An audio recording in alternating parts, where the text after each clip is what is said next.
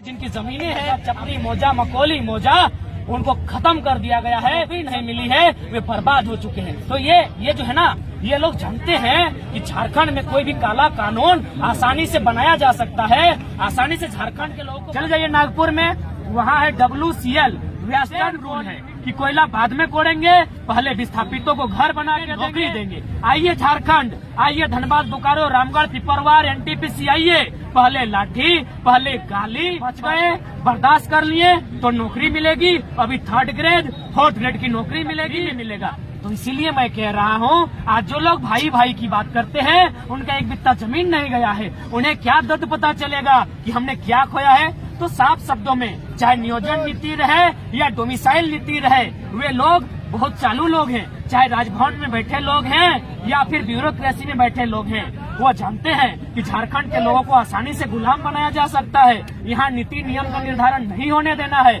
अगर नीति नियम का निर्धारण हो जाएगा, अभी रहेगी, तो फिर क्या होगा, यहाँ आसानी से लूट नहीं हो सकता है। और आसानी से लूट नहीं होगा तो ये झारखंड के IAS दिल्ली में 15 करोड़ का फ्लैट नहीं लेते, 1 रुपए में अपने बीबी के नाम में देवघर में रजिस्ट्री नहीं करते, मैडम पूजा सिंघल 25 करोड़ का अवैध पैसा नहीं जमा करती।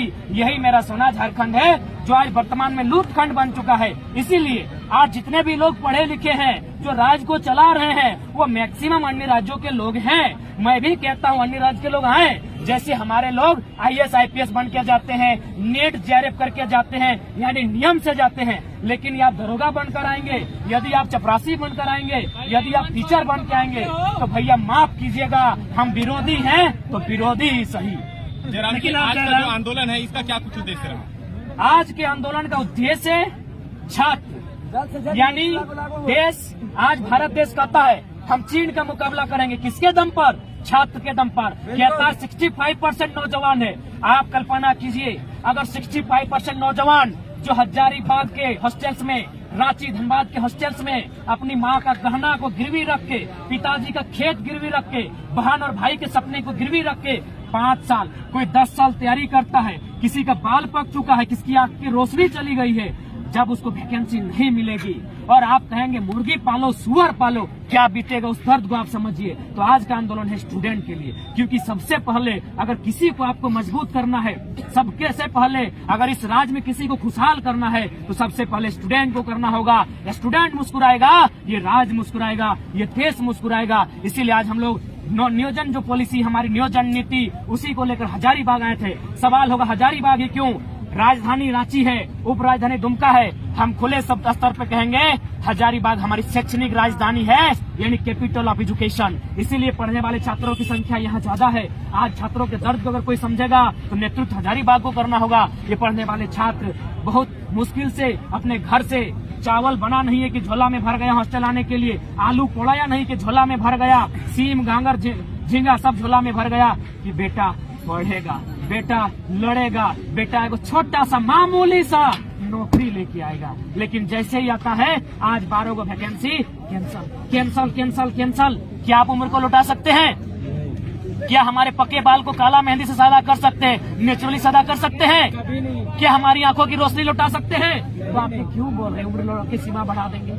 हमारी उमंग को, हमारे जोश को, उस पर जो हमला हो रहा है, इस पर कौन बात करेगा? इसलिए आज नौजवानों के पक्ष में नियोजन नीति बनानी होगी, और नहीं तो जोरदार आंदोलन होगा, एक साथ पूरे राज्य में चक्का जाम होगा। हेमंत सोरेन सत्ता में आने से पहले जिस तरीके से नौकरी किया, स्थानीयता की बात की, अभी जिस तरीके से सरकार घिरी हुई है, स्थानीयता जो है उसको राज्यपाल वापस कर देते हैं, नियोजन नीति हाईकोर्ट से रद्द हो जाती है। क्या लगता है कहाँ खामियां है? सरकार में खामियां है, अधिकारी में खामियां है, या नीतियां में खामियां है, सोच में खामियां? देखिए, सोच में खामियां।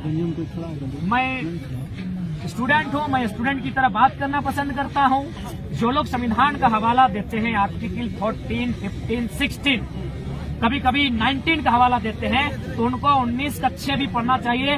अनुसूचित जनजातीय क्षेत्र में किस प्रकार का प्रतिबंध है। संविधान की अगर आप बात करते हैं तो आपको ये भी जानना होगा, भारतीय संविधान आर्टिकल 171 कहती है विधायक बनने के लिए कम से कम 60 होना चाहिए राज्य में। लेकिन 371 की कुछ धाराएं हैं जो सिक्किम और अरुणाचल प्रदेश को करती है 30 विधायक से आप काम चला सकते हैं। इसी देश का संविधान अरुणाचल प्रदेश के लिए अलग कानून की बात कहता है, झारखंड बिहार के लिए अलग कानून की बात कहता है। यानी क्यों?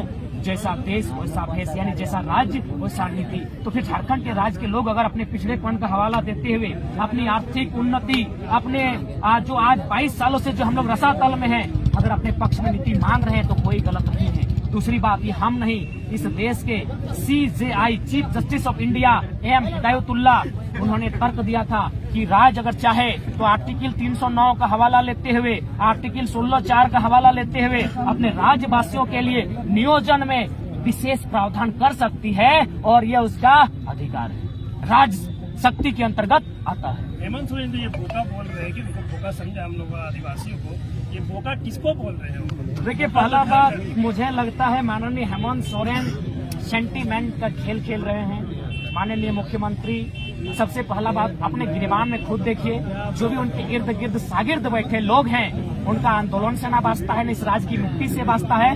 चलिए उतनी छोड़िए, विनोद बाबू को तो बुला ही दिए, कम से कम गुरुजी को याद कीजिए और पूछिए गुरुजी जिंदा है। जो लोग उनके इर्द गिर्द शागिर्द बन के बैठे हैं, किसने आंदोलन किया है?